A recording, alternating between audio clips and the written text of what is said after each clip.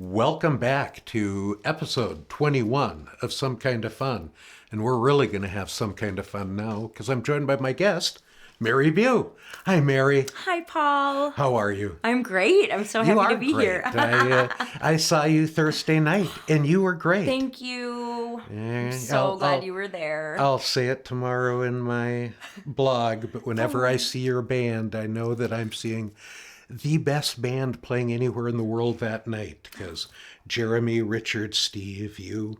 I'm so grateful to hear Brilliant. that. I Brilliant love them stuff. so much. Yeah.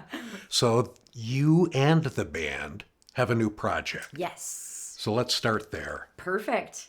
Yeah, it's called The Wildness of Living and Dying, and it is a 10-song full-length album, my 9th album. Wow. Yeah, so we've been working on it for it's been about 2 years. Kind of a slow process, and then I've been sitting on it for a while. Well, I know I heard most of the songs earlier. Yes, we did a preview. I had wanted to release Right. it long ago. But anyway, Steve Price produced it. Yeah. And a lot of just really juicy experimental guitar with Jeremy. And there's cello with Julia Floberg sure. and violin with Shannon Fried Rubin. Sorry, I didn't mention them, but they weren't there Thursday. Exactly, I know. They had other gigs going on.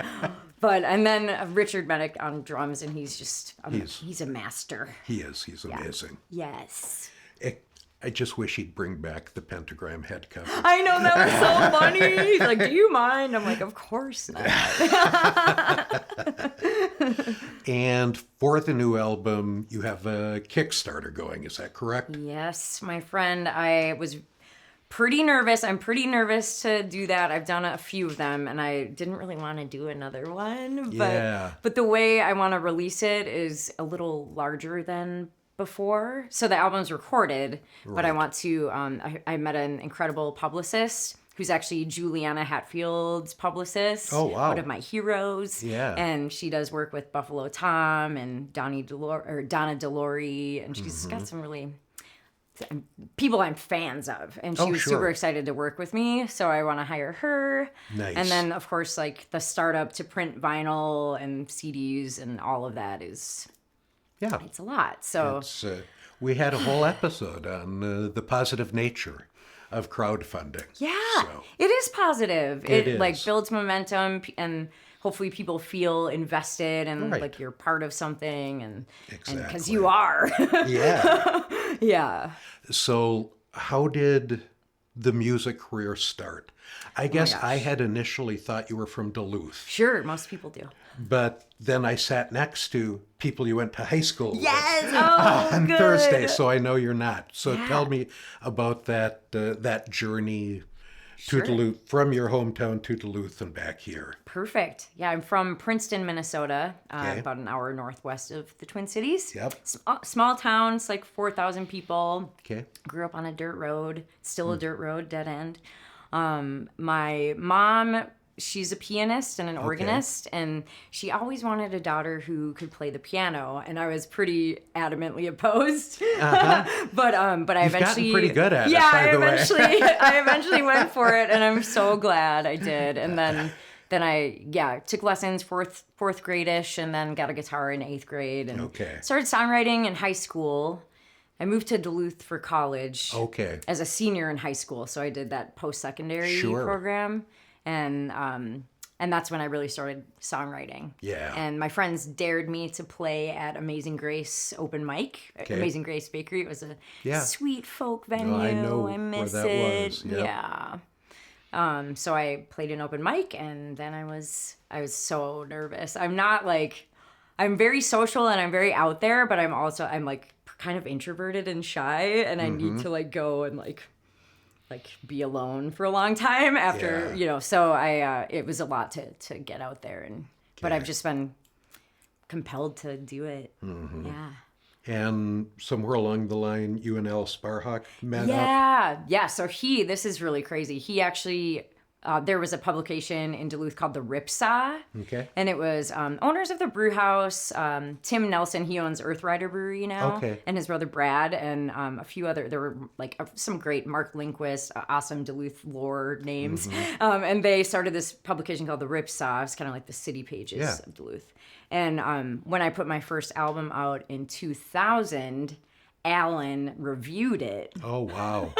And I like hadn't met him or anything at that point, but that was like, I mean, 24 years ago. Right. And people were like, oh my God, like Alan reviewed your album. And I was like, yeah, I'm like 18 years old. And, you know, I knew of them, but I was like, wow, okay. You know, the scope of his you know, he's Alan Sparhawk. He's amazing. Yeah, amazing human. And then your music career continued, but you also branched out into yoga. Yeah. And then international travel for yoga retreats. Yes. Does that kind of encompass it? It does. Yeah. Okay, so tell us about that. Sure. So yeah, I was in Duluth. I finished college. I was a psychology major. And always wanted to drop out and just do music, but I pushed through. And well done. yeah, and you know, like studying psychology, it's a lot of fodder for songwriting for sure. Yes, it is. And then I actually moved to Rhode Island for a couple years. Okay. And started touring around there while working random jobs. And I met amazing, like I met Anais Mitchell from Bonnie Light Horseman. We had shows together. And her brother actually adopted my cats. Oh, wow. Yeah. And then moved back to Duluth and then Minneapolis for a few years.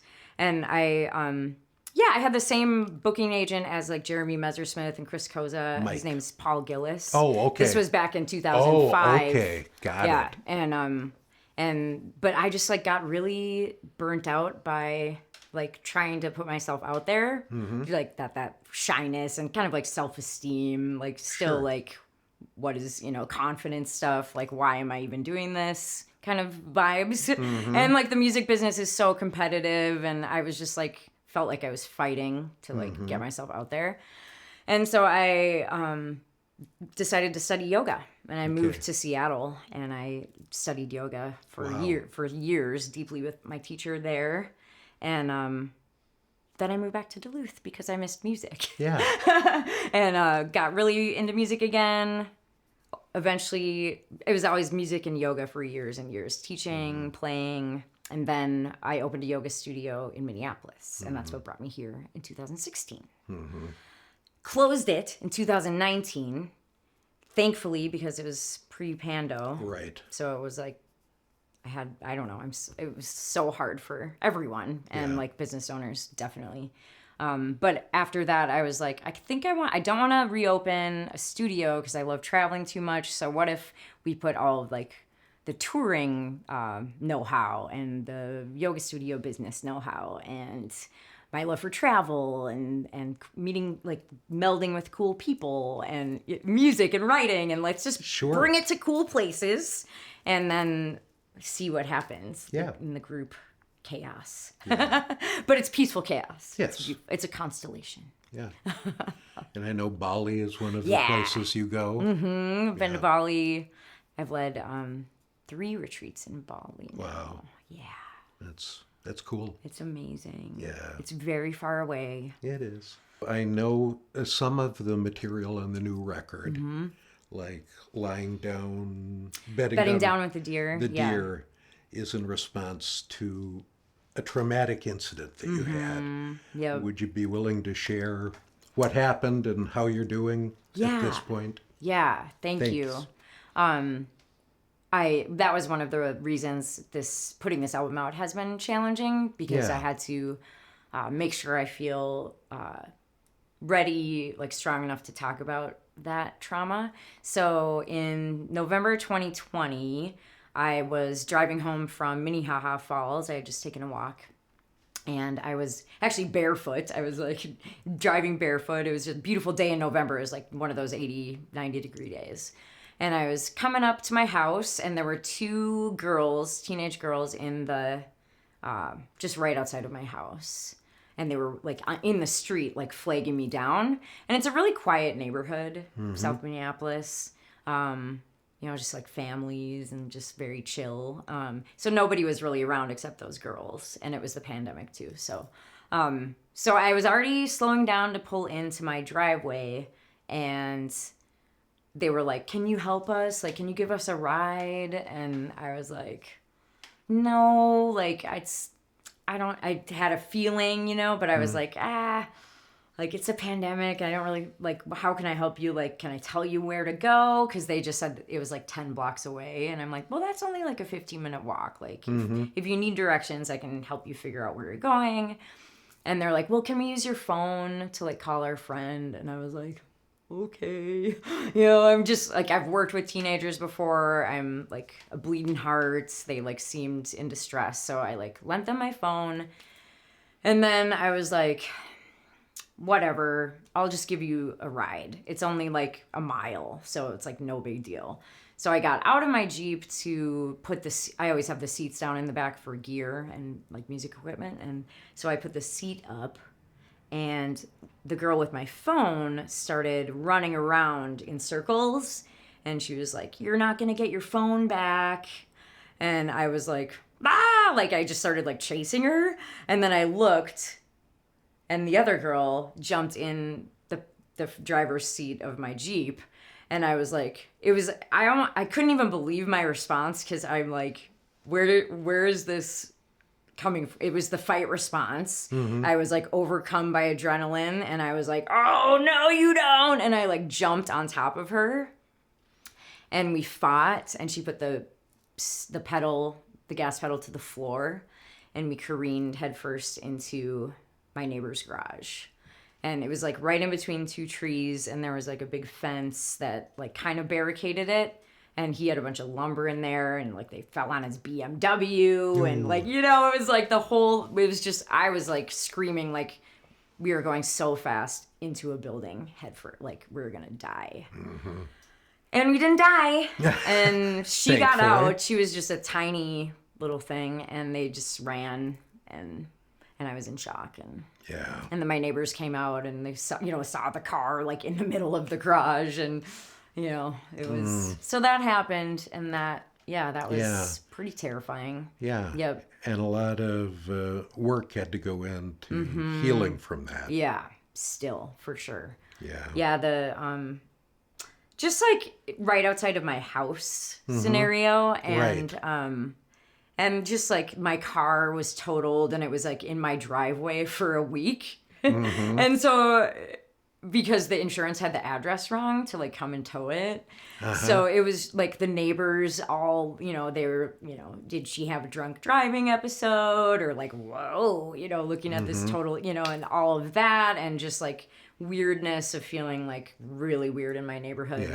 Just like kind of judged in a way, like, because also I posted that whole story on Facebook, and it got shared like 600 times, and then people were like shaming me for being like essentially like completely naive and a dumbass, so I remember those. And I like, I'm just like a loving person, and I wanted to help them, so it's like a whole like shame of like, wow, I want to help, but like then I get taken advantage of, and then people are making fun of me, and really gross. It is. So then like putting this album out, like one of that song that you spoke of, Bedding Down with the Deer, is it's about wishing I could just go sleep with the deer in the forest, if they would welcome me, which they, they wouldn't, but maybe if it was Snow White or something, but they probably wouldn't steal your Jeep either. Exactly. And just how, instead of like not feeling safe in my house, and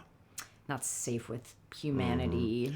Well, it's, obviously a tragic story, but the good news is that art came out of it. Yeah. So that's cool. Yes. Where can people get information both on the Kickstarter and the travel and yoga stuff? all at marybue.com. Yep. That's It's your all one-stop there. shop Yep. for all things Mary Bue. Exactly. Cool. Yeah, and I'm like always on Instagram and Facebook and just kind of oversharing, but But at least now no one's shaming you. yeah, I hope not. Not that I know of. All right. Well, thank you so Oh my much for gosh. being with us today. Thank you for everything you do. You're such a huge support to the scene, and just so grateful you're out there. You're very welcome. Thanks, Paul. Good to see you. Good to see you. Woo!